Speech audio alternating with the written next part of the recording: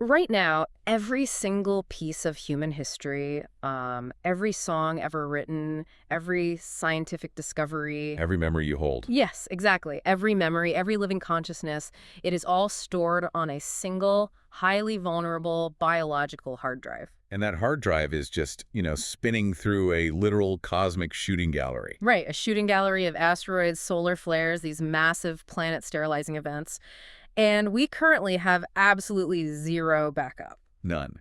It is a terrifying vulnerability when you strip away the illusion of our day-to-day permanence. We really do operate as if the ground beneath our feet is just eternal, don't we? Oh, absolutely. We just assume it's always going to be there. But in the grand mechanics of the universe, a single planetary biosphere is, well, it's just a single point of failure. And that single point of failure is the exact focal point of our deep dive today. I want to set a scene that I think perfectly captures the sheer scale of what we are dealing with here. Okay, lay it out. So imagine we are standing on the very edge of the Grand Canyon. The sun is setting, casting this fiery, almost violent red glow across miles of sheer rock face. It's a gorgeous image. Right. But when you look at those canyon walls, you aren't just looking at scenery, you are looking at a physical, towering timeline of the Earth. Yeah, you can visibly see the sedimentary layers. Millions upon millions of years of geological and biological history, just literally stacked on top of one another. The sheer mass of deep time staring back at you makes you feel, well, microscopic. It really does put things into perspective. But the truly unforgettable part of this scenario isn't the landscape. It's the two people sitting on the edge of that dizzying cliff, having a conversation as the first stars begin to puncture the twilight. Right, the unlikely duo. Exactly. On one side, you have Charles Darwin, the father of evolutionary biology, the man who mapped the agonizingly slow, blind crawl of natural selection. I'm sitting next to him. Is Elon Musk, the modern architect of space exploration and arguably the loudest voice advocating for a hyper-fast, engineered technological leap off this planet. Bringing those two specific figures together to anchor this thought experiment, it highlights a massive collision of paradigms. It really does. How so, specifically? Well, you have Darwin, right? Yeah. He represents the ultimate passive system. Yeah. Biological evolution has no goal, it has no foresight, and definitely no timeline. It just reacts. Exactly. It just reacts to the immediate environment. But then you have Musk representing the ultimate active system. The belief that intelligence can and must forcibly hijack its own evolutionary trajectory. Yes, and impose a strict, urgent deadline on survival. Sitting them at the Grand Canyon forces a direct confrontation between the timeline of the rock and, the timeline of the rocket. And what we're going to do today is unpack the profound dialogue between these two completely different worlds. We are bridging the ancient mechanics of biological evolution, the intensely urgent blueprint for the next 20 years of multi-planetary space exploration, And somewhat counterintuitively, the mechanics of macroeconomic investment strategies. yeah, which sounds crazy, but it connects perfectly. I promise you, by the time we finish pulling these concepts apart, the way you look at human history, the smartphone in your pocket, and even your retirement portfolio is going to fundamentally change. It's a complete paradigm shift. So let's start with that canyon wall. Darwin is sitting there looking at the rock, and he points out the obvious, right? It took the Colorado River millions of years just to grind away that stone. A painfully slow process. Extremely. And against the backdrop of the Earth's total age, the existence of humanity, the fact that we developed a prefrontal cortex, that we use complex language, that we can even conceptualize our own origins, it's barely a rounding error in the timeline. It's a microscopic blip. A blip. The time frame really requires a mental adjustment for us. The universe has a history stretching back roughly 13.8 billion years. Which is an unfathomable number. It is. And for the vast, overwhelming majority of that timescape, the universe was entirely composed of dead matter. Just swirling gas and cooling dust. Yeah, stars igniting and exploding, galaxies violently colliding. But there was no observer. There was no life to witness the spectacle. That's so eerie to think about. Right. The critical premise here from our source material is that out of all that unimaginable time and across billions of light years of hostile vacuum, Earth is the only place we have confirmed where atoms somehow managed to arrange themselves in a configuration complex enough to wake up. To actually become conscious. Exactly. Yeah. We are quite literally the universe developing the ability to think, to feel, and to observe itself. And that is the crux of the fragility. It's not just about humans being a successful species of primate, it's about consciousness as an incredibly rare cosmic A phenomenon. cosmic anomaly, really. Yeah. The universe spent almost 14 billion years trying to roll the exact right combination of dice to produce a mind. And right now, all of those minds are trapped on one single rock. Just waiting for something to go wrong. Exactly. I want to frame it for you, the listener, like this. Imagine you are holding a priceless, unbelievably fragile glass sculpture while standing on the edge of a cliff in a windstorm. That sounds stressful. It's terrifying, especially when you realize you are the only person in the entire universe holding one. Right. So, does this framework suggest that ensuring human survival is no longer just a basic biological urge, but an actual, cosmic responsibility? It absolutely does shift it to a cosmic responsibility. If you look at classic Darwinian evolution, it focuses on the survival of individual traits within an environment. Like a bird's beak getting longer. Right, exactly. Yeah. But the source material elevates this to the survival of intelligence as a conceptual phenomenon. Not just the meat suit, but the mind itself. Yes. Recognizing this extreme fragility is the necessary first step to understanding why a radical change in human behavior is required. Because a random asteroid impact or catastrophic climate shifts, or even just our own geopolitical miscalculations with advanced weaponry. Any of those could reset that 14 billion year clock back to zero in a single afternoon. In a single afternoon. And biological evolution offers no defense against those sudden extinction-level resets, does it? None at all. Classic Darwinian evolution is fiercely local and entirely reactive. It's blind. Completely blind. Nature does not care about the abstract concept of intelligence. It doesn't protect a species just because that species can compose a symphony or split the atom. Right. The universe doesn't care if we wrote Shakespeare. Exactly. If the local environment changes faster than the mutation rate can keep up, nature simply sweeps the board clean and moves on without a second thought. There is no cosmic mourning period for a failed species. That's a brutal but accurate way to put it. Nature is completely indifferent. Which brings us to the core realization. Recognizing just how close we are to the edge of the cliff. When you wake up tomorrow and go about your day, whether you are stressed about a deadline, enjoying a cup of coffee, or just watching the rain. Just normal human stuff. Right. But that internal monologue, your very ability to experience the world, is an incredibly fragile anomaly. We are walking around with a 13.8 billion year old priceless artifact in our heads, treating it like it's guaranteed to be here tomorrow. But if the environment changes drastically, our biological bodies, our meat sacks, so to speak, are incredibly poorly equipped to survive it. Which is why that realization necessitates a complete shift in behavioral strategy. Staying on Earth, relying on the slow crawl of natural adaptation, becomes logically indefensible once you understand the cosmic rarity of what you are protecting. It's like we have to move the glass sculpture away from the cliff. Yes, the strategy must evolve from passive survival, hoping the wind doesn't blow us off the cliff, to an active, engineered planetary redundancy. Which perfectly tees up the metaphor of the biological backup drive. It's such a strong metaphor. It really is. If you have a single hard drive containing all the data that matters in the universe, you don't just leave it sitting next to a magnet and hope for the best. You'd be insane to do that. You copy the data to a secondary location. The transition from Darwinian evolution to technological evolution is exactly that. It's the assertion that relying on blind natural selection and staying entirely confined to Earth is biological suicide. But the timeline proposed for this backup is what really messes with my head. We aren't talking about a slow, multi-generational migration. Yeah, the source lays out a very strict timeline. The blueprint demands that within the next 20 years, humanity must establish a permanent base on the moon and lay the physical infrastructure for a self-sustaining city of millions on Mars. 20 years to become a multi-planetary species. 20 years? That is nothing. It is an evolutionary leap that dwarfs almost anything in the biological record.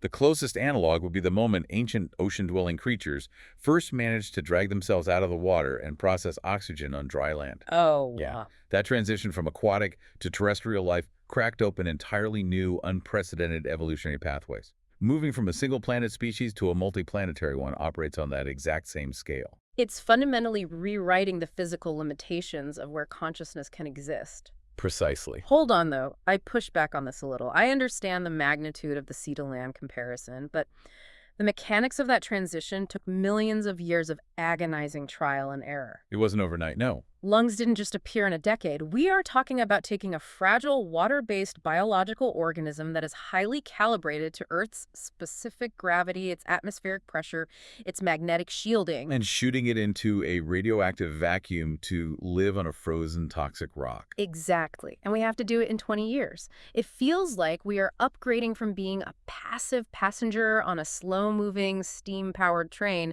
to suddenly becoming the conductor who has to frantically forge and lay down entirely new tracks while the train is already moving at light speed. That is a very stressful visual. But isn't it accurate? Is it even possible for a species to consciously hijack its own evolutionary timeline that drastically without just collapsing under the friction? The friction you are pointing out is exactly why biological evolution is no longer the correct vehicle for this journey. Okay, so what is the vehicle?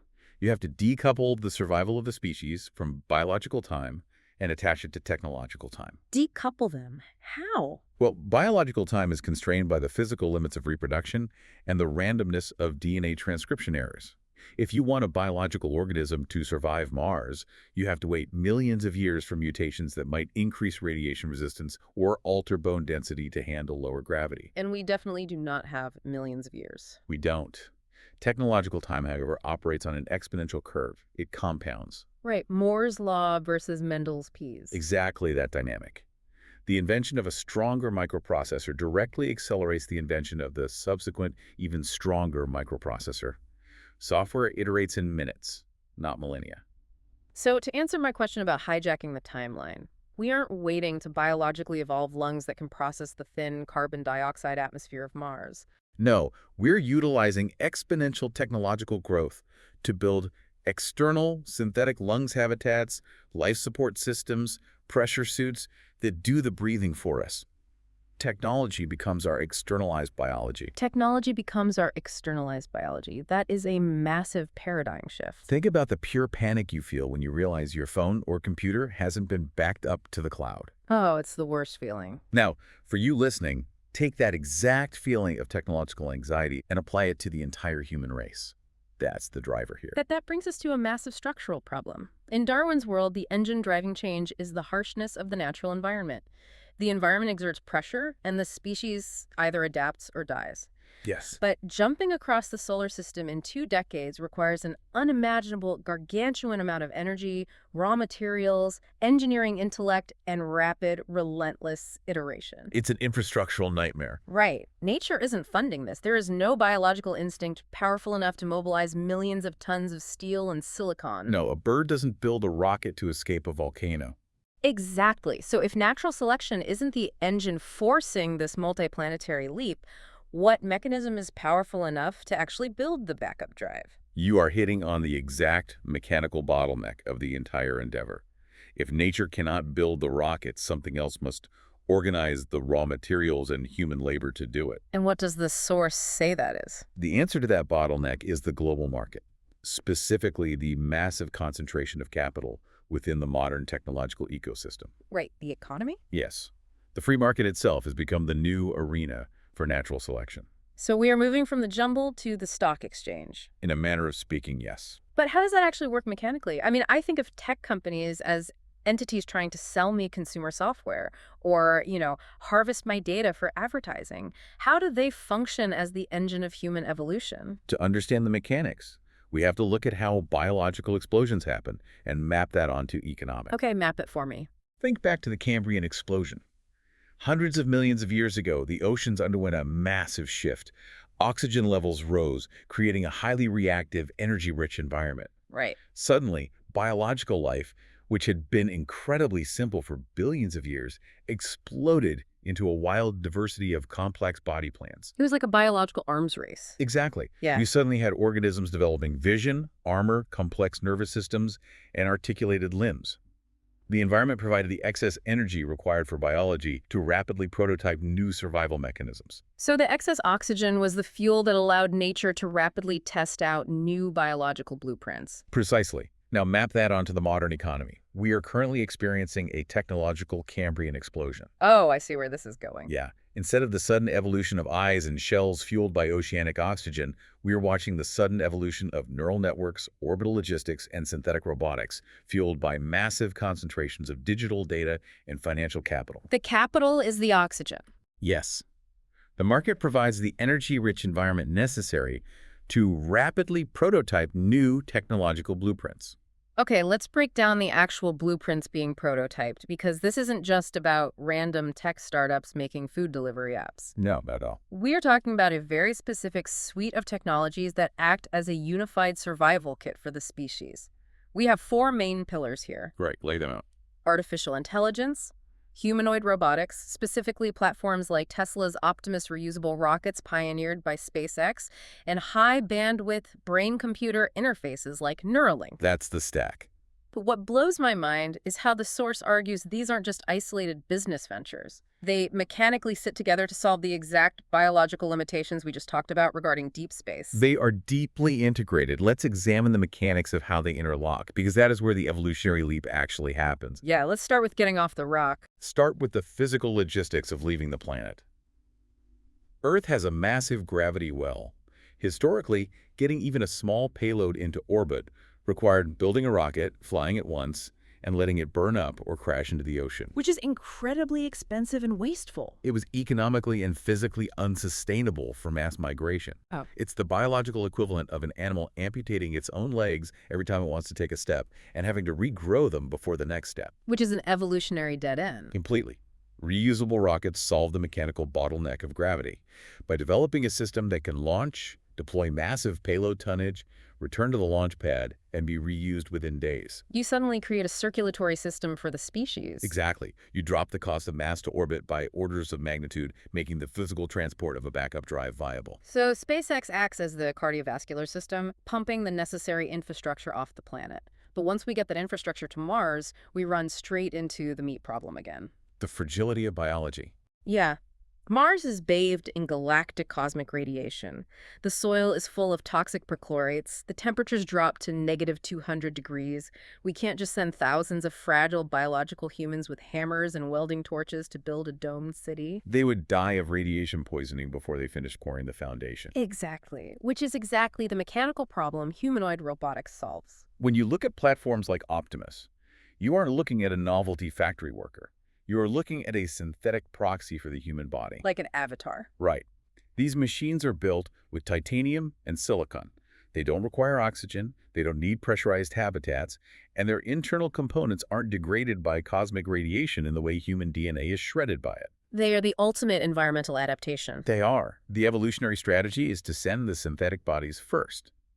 The robots act as the muscle, the heavy labor force that can autonomously navigate the hostile Martian environment, mine the regolith, refine the water ice, and construct the heavily shielded pressurized habitats. They build the terrarium so that the fragile biological humans have a safe environment to arrive in. Yes. But to do that autonomously, millions of miles away from real-time human remote control, they need a brain. Because of the communication delay? Right, because of the speed of light, a communication signal takes anywhere from 3 to 22 minutes just to travel one way between Earth and Mars.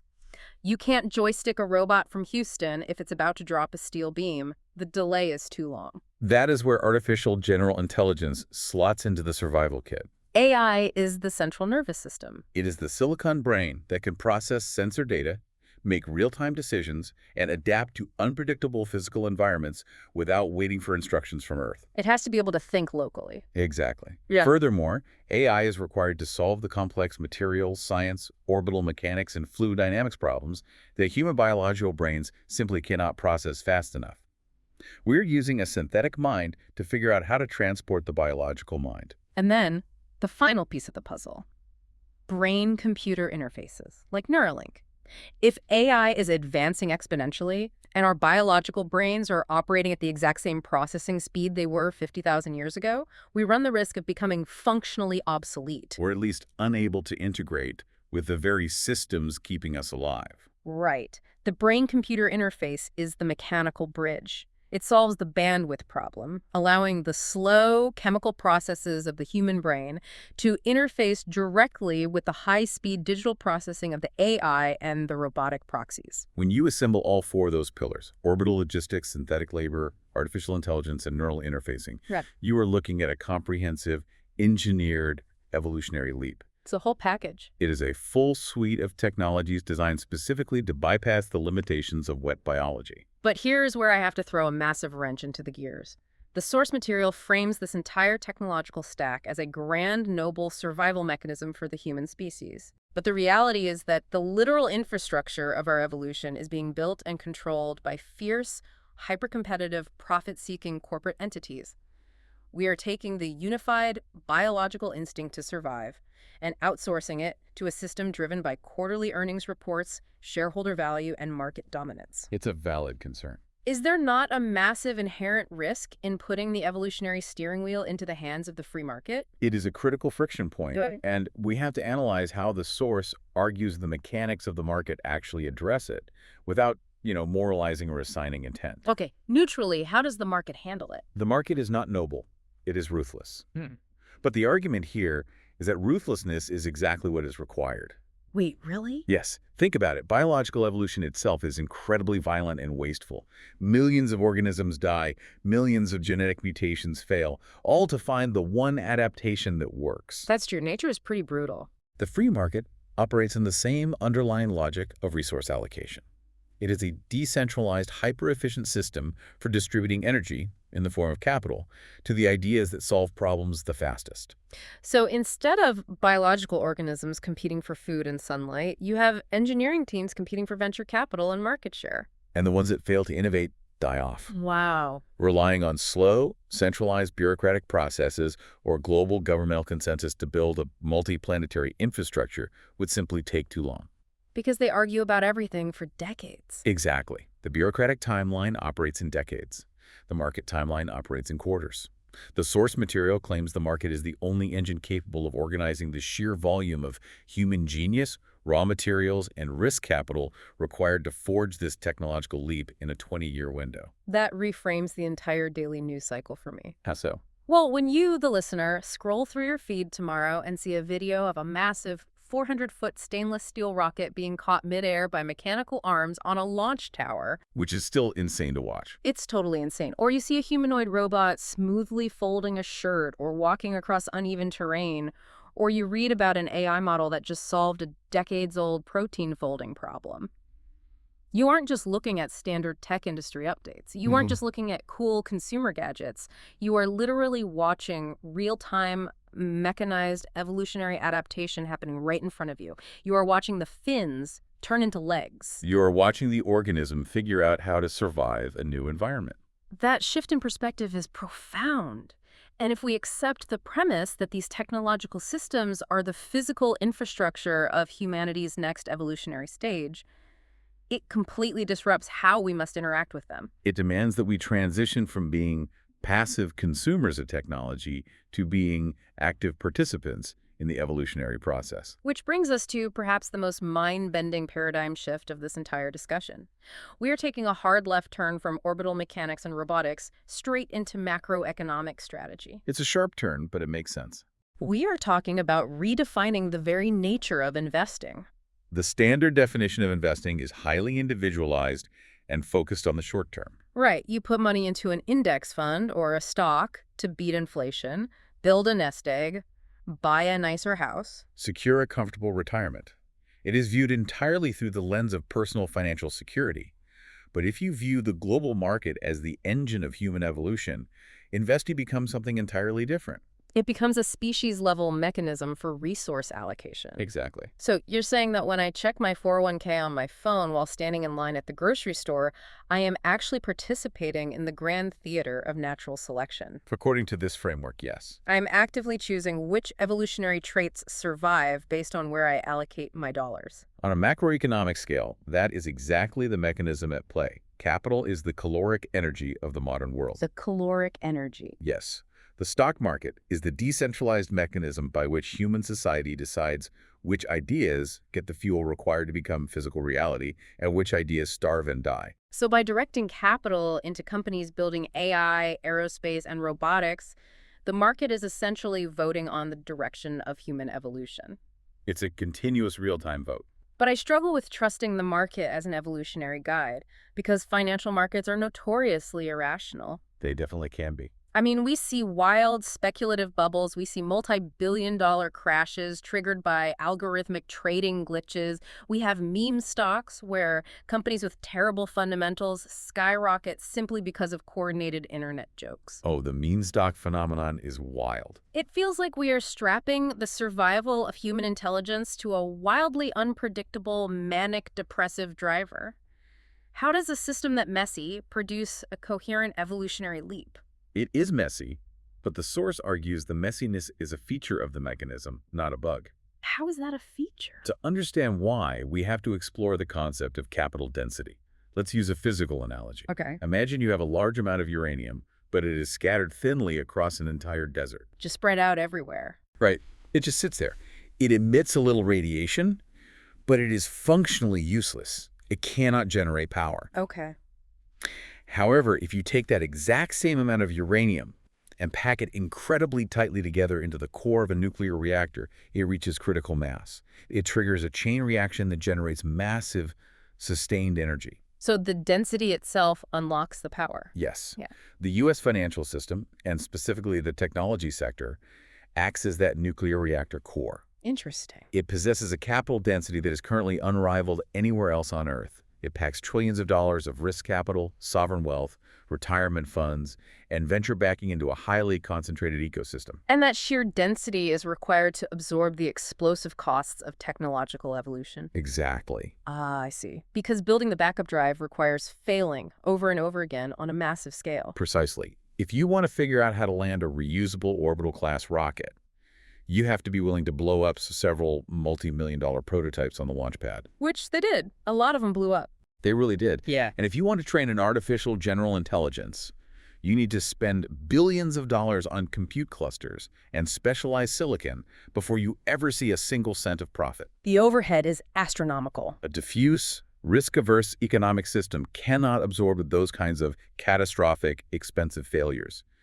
The density of the U.S. capital market acts as a shock absorber. It allows the species to throw massive amounts of energy at a wall over and over until the technological breakthrough occurs. So the meme stocks, the crypto bubbles, the wild irrational swings. That is just the friction heat radiating off the reactor core. Yes, it's the waste energy of a system that is iterating as fast as physically possible. That makes so much sense. Biological evolution wastes millions of lives to find one successful adaptation. And the market wastes billions of dollars to find one successful technological breakthrough. The waste is the price of speed. And the argument here is that viewing investments merely as numbers on a screen misses the entire historical context. It argues that capital density is about directing the sheer caloric energy of a civilization toward the survival of consciousness itself. It is a staggering recontextualization of money.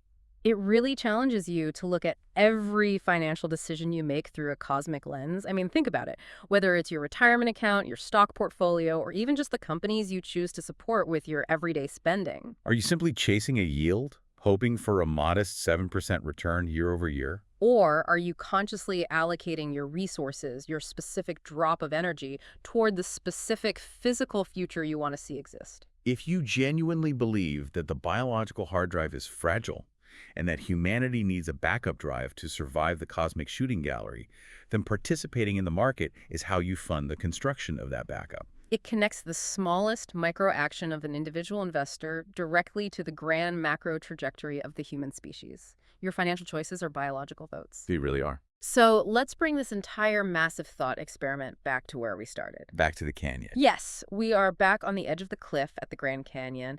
The sun has completely set. The fiery red of the rock has faded into absolute darkness, but the sky above is ablaze. It's stars. Yeah, the Milky Way is cutting a bright, dense path right across the blackness of the atmosphere. It is the perfect visual representation of the environment we are trying to adapt to. The sheer scale of the cosmos that we are supposedly destined to inhabit, hanging right over the physical representation of our deep biological past. In this scenario, Darwin looks up from the ancient rock, up into that staggering field of stars, and he reflects on the famous final lines from his defining work on the origin of species. Right, he wrote about how, from a simple beginning, endless forms, most beautiful and most wonderful, have been and are being evolved. In this imagined moment, Darwin is thrilled. He realizes that this magnificent, brutal, beautiful process of evolution, this endless creation of forms, is no longer trapped in the muddy, violent surface of the Earth. Through the mechanisms we've discussed today, evolution is finally reaching up into the vacuum. And Musk meets him there with the ultimate synthesis of their two worldviews. What's that synthesis?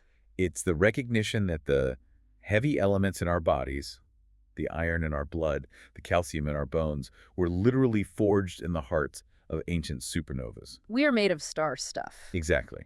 We came from the stars, and now, driven by unyielding human will, conscious choice, and the ruthless, hyper-efficient engine of technological and economic innovation, we are finally engineering our return to them. It has been a massive, perspective-shifting journey we've taken today. We started by confronting the agonizingly slow mechanics of deep geological time and the terrifying physical fragility of human consciousness. We broke down the mechanics of the 20-year sprint required to build a multi-planetary backup drive. We mapped out how the technological stack of AI, robotics, and aerospace acts as our new evolutionary anatomy. And finally, we explored the nuclear reactor of macroeconomic capital density that is actually funding the entire leap. It provides a cohesive, unified framework for understanding the chaos of the modern world. It connects evolutionary biology, aerospace engineering, and global finance into a single, continuous narrative of species survival. It really makes you look at everything differently. But as we wrap up this deep dive, I want to leave you, the listener, with one final lingering thought to mull over. A provocative one. Definitely. It builds on everything we've unpacked today about the mechanics of our survival, but it asks a slightly different, perhaps more unsettling question. Let's hear it. We have framed all these incredible cutting-edge technologies, the hyper-intelligent AI systems, the titanium humanoid robots, the high-bandwidth neural interfaces, as the ultimate external survival kit we need to pack in order to successfully leave Earth and survive the hostility of deep space. Right, the tools for the journey. But consider the mechanics of that integration. If we successfully use all of these synthetic tools to bypass our biological limits, if we merge our minds with the silicon and externalize our bodies into titanium to endure the vacuum, How much is left? exactly. How much of our original, fragile, biological humanity will we actually take with us? And how much of what makes us human will we simply have to leave behind in the canyon in order to survive the journey?